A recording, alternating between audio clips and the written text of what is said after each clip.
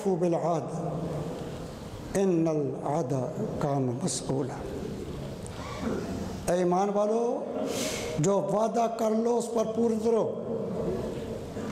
इन्नल आदा कान मसऊला, वादा ऐसी चीज़ है कल तुमसे पूछा जाएगा। वादा खिलाफी जो करे, झूठ जो बोले, चाहे खतीब हो, चाहे मुबल्लिग हो, चाहे पीर हो, और क्यों ना वज़ीर हो, जब झूठ बोलेगा अपने रोज़े बर्बाद करेगा। इफ़ाअत की कितनी अहमियत है, मैं बिल्कुल इख्तिसारन बात करता हूँ। सुलह हुदैबिया में जो हुजूर ने मुशरिकों के साथ, काफिरों के साथ, अल्लाह के साथ शिरक करने वालों के साथ मुआहदा किया, उसकी शराइत कुछ इतनी थी कि सारे सहाबा किराम हिकमत नहीं समझ सके। हत्ता कि सैयदना फारूक आज़म रज़ी अल्लाह तआला परेशान थे कि नबी पाक से हम क्या मुआहदा कर रहे हैं, इसमें तो दीन की कमज़ोरी है, हमारी कमज़ोरी है। लेकिन अल्लाह ने फरमाया इन्ना फतहना लका फतहम मुबीना। उस मुआहदे में बड़ी नाजुक मामले थे। फारूक आज़म जैसा परेशान थे कि ये क्या हो रहा है, लेकिन हुज़ूर फरमाया ऐ उमर इन्नी रसूलुल्लाह, मैं अल्लाह का रसूल हूँ, मेरे जो फैसले होते हैं उसमें हिकमत होती है। मैं बात जो करना चाहता हूँ, इतना नाजुक मुआहदा, लेकिन नबी पाक साहब ने उसका ख्याल रखा, आपने वादा तोड़ा नहीं। खुद मक्के वाले मजबूर हुए मुआहदा ख़त्म करने के लिए। आपने यहूद के साथ मुआहदे किए, आपने वो तोड़े नहीं। क्या हमारे मुल्क में जुल्म है? हमारे वज़रा नामूस रिसालत की हिफाजत के लिए, ख़त्म नबुव्वत के हिफाजत के लिए मुआहदे करते हैं, दस्तखत करते हैं और फिर मुकर जाते हैं। क्या इनसे नहीं पूछा जाएगा? अल्लाह तबारक तआला इनसे यकीनन पूछेगा। मैं आप हज़रात को कहता हूँ कि हुकूमत ने तहरीक लब्बैक के अमीर मौलाना साद हुसैन रिजवी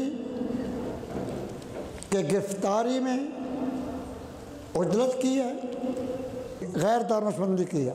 आखिर साद रिजवी ने क्या जुर्म किया था? वो ये कह रहा है कि तुमने वादा किया था कि 20 अप्रैल को हम पार्लियामेंट में बिल पेश करेंगे सफ़ीर को निकालने के लिए, या जो और मसाइल थे। अब उसका ये जुर्म है को कह रहा था वादा इफ़ा करो तो उसको गिरफ्तार कर लिया। ये तो इस तरह है जिस तरह कोई दुकानदार किसी बड़े कहे भाई तूने वादा किया था 10 तारीख को तूने पैसे करने थे, तैयारी कर ले, उसे पता है देर करेगा तो क्या वो डिनर लेकर पीछे लग जाएगा कि तू मुझे क्यों कहता है तैयारी कर? चूँकि ताकतवर हैं, उन्होंने इस पर मामला गलत किया, बहुत बेवकूफ़ी की, बहुत ही गलत काम किया। यूँ ही पाबंदी लगाने का फैसला इसलिए कर रही है कि फ्रांस के सदर को खुश करें और खुदा के बंदो रसूलुल्लाह को खुश करें। कल क़यामत के दिन में फ्रांसीसी सदर ने आपको नहीं बचाना, सैयदा फातिमा के अब्बा जान ने आपको बचाना है। इस वक्त ये समझते हैं कि पाबंदी लगाकर नौजवानों के दिलों से हुजूर की इस मोहब्बत का नूर छीन ले, नहीं छीन सकते। इब्लीस कद से कोशिश कर रहा है कि मोमिनों के दिलों से इसके रसूल का नूर निकाल लें। इब्लीस नहीं निकाल सका, इब्लीस के चेले कहाँ निकाल सकते हैं? ये तहरीक बढ़ेगी, पाबंदियों से घटेगी नहीं। ये वो आतश है जो उबलती है, ये और जोश मारती है, ये जितना दिमाग है उतना बाहर आता है। ये बच्चे में आज एक मुझे लड़के ने क्लिप दिखाई, कॉलेज के बच्चे हैं, अभी कॉलेज से छुट्टी की, सब ने यूनिफॉर्म पहन रखा है, और कह रहे हैं लब्बैक लब्बैक लब्बैक या रसूलल्लाह, लब्बैक ये लब्बैक या रसूलल्लाह का जज्बा, हुजूर पर कुर्बान होने का जज्बा नौजवानों में तहरीक लब्बैक ने पैदा किया है।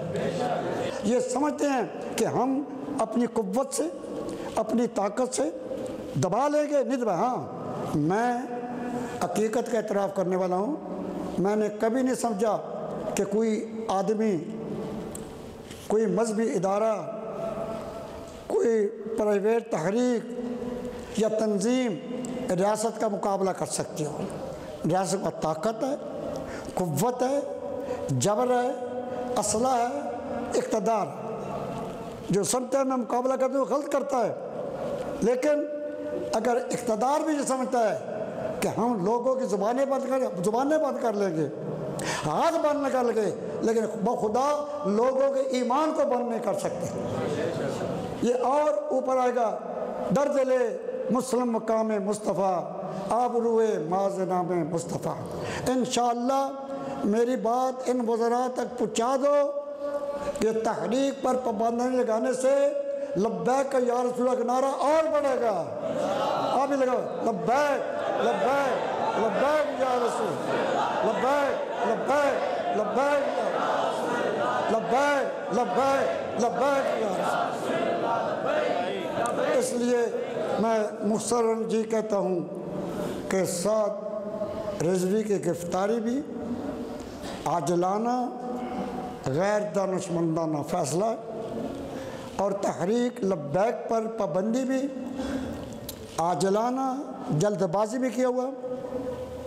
और देखो, जब इदारे उनको मानते हैं, उनको सियासी जमात तस्लीम कर रखा है इलेक्शन कमीशन ने, तो एक कानूनी इदारा है, उन पर पाबंदी लगाना है कि कोई कुछ नहीं बनेगा। मैं बहरहाल इस गैर दानिशमंदाना फैसले की मजम्मत करता हूँ और मुरम्मत भी करता हूँ। मेरी क्या राय है वो नेट पर भी आँख देख लें, और जंग अखबार या जिस और अखबार में आया है उनमें वो पूरा मतन आया है, मतन पढ़े, उसका एक एक हिस्सा पढ़े, उसमें कोई जज्बाती बात नहीं, कोई हंगामा आराई वाली बात नहीं। बाकी अमन वो असीनुद्दीन से बड़ा पाकिस्तान का कौन नहीं है। और आपके इस खादम असीनुद्दीन ने उस वक़्त पाकिस्तान जिंदाबाद का नारा लगाया जब ये बड़े बड़े पैदा भी नहीं हुए थे।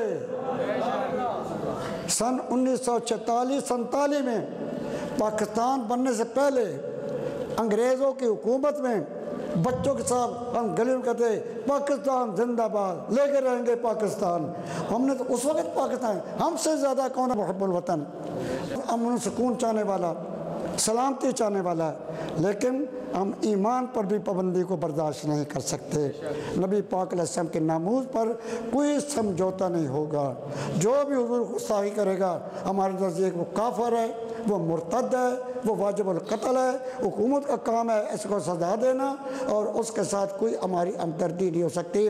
मैं आखिरी लफ्ज़ कहता हूँ, पाकिस्तान तहरीक इंसाफ में बहुत कुछ होगा, अदल नहीं है, इंसाफ नहीं है। इलाज करे महंगाई का, इलाज करे गरीबों के पिसने का, इलाज करें चीनी आटा को सस्ता करने का, उधर तवज्जो नहीं। और जो लोग अमन से ज़िंदगी बसर कर रहे हैं उन पर पाबंदियाँ लगाई जा रही हैं। और अगर चंद दिन के डरने से लगता है तो बताओ 120-26 दिन या 4 महीने से ज़्यादा धरने वालों पर पाबंदी नहीं लगेगी। वो धरने का लफ्ज़ तो नहीं निकाला, 1 दिन नहीं, 2 दिन नहीं, 3 दिन नहीं, 4 दिन नहीं, 5 दिन नहीं।